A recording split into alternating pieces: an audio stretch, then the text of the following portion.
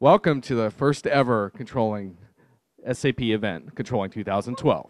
Thanks for coming. I'm Jon Reed, I'm your MC. I got a confession for you right off the bat. I'm not a morning person. And so if you're worried that I'm going to like make you do weird stretching exercises and wake up stuff and say hi to all your neighbors, I'm not going to do that. But it would really humor me if I say good morning and you say it back to me, just so I know you're awake. So, good morning. Good morning. Okay, great, thank you. So here we are at Controlling 2012. Those of you who are veterans of SAP events probably are used to, like, this occasional keynote that runs long, 2.5 hours or something. Well, we're going for 3 hours today. Actually, just kidding, John. We're going to get it done for you in an hour. And one of the goals of this conference is to be able to rethink some things about how conferences are done to make it hopefully a better experience for you guys. And one of those things is better keynotes. So what we're hoping is that this hour that we spend together will energize you and send you off on your day without exhausting you, like some of these keynotes we've seen in the past. So this is my opportunity in the beginning here just to share a couple words with you guys about me, and then the rest of the time I'll pretty much be facilitating the different speakers that we're going to see today.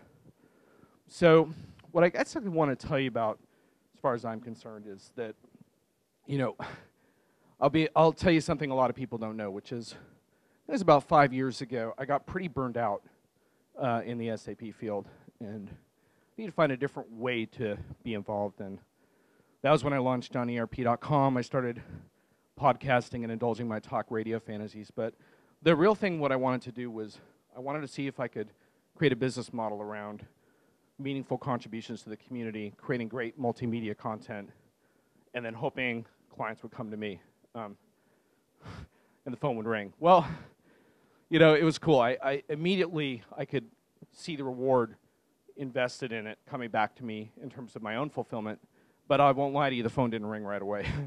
But the first thing that started to happen is the community started to come knocking and I became an SAP mentor, and then later on an enterprise irregular, and now in the HANA Distinguished Engineers Council. But those things started to happen, but then eventually people started to call, and that was pretty awesome, because I think one thing we can all do here is try to get a little more out of what we do in SAP, make it more fulfilling. And hopefully this conference will be part of that too.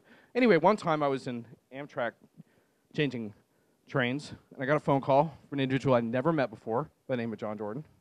And John's sort of the vision behind this whole event. It was his idea, though other people in this room were talking with you about it. But the thing that really stood out for me was I could kind of tell John had a quiet determination about him that was compelling. When I hung up to that phone call, I was like, you know, I think something's going to come of this one.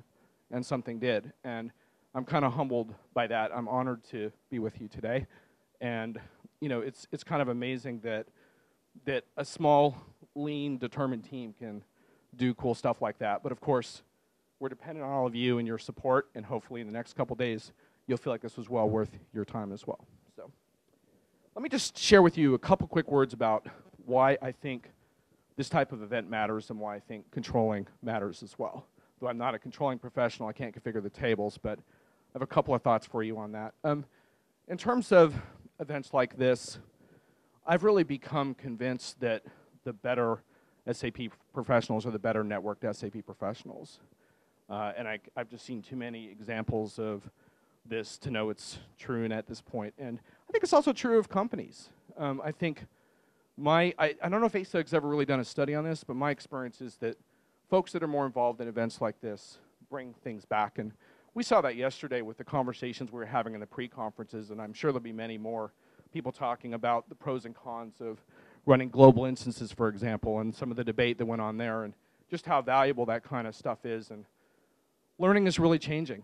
You know, it's becoming much more networked and ongoing, and hopefully that'll be the case here as well. So as far as controlling is concerned, I think the big thing for me is that when you look back to post-Y2K, you realize that SAP's been under a lot of pressure to realize the benefit of the investment that customers have made, which is often hugely substantial, right? And, you know, SAP's got to be more than a transactional system for that to come to pass. And, you know, controlling people are right in the center of that. And I think, you know, you talk about some of the controlling professionals I met yesterday were telling me about how much more customers can get out of the investment they've already made just by understanding configuration better and that sort of thing. But also you have HANA, mobile, cloud.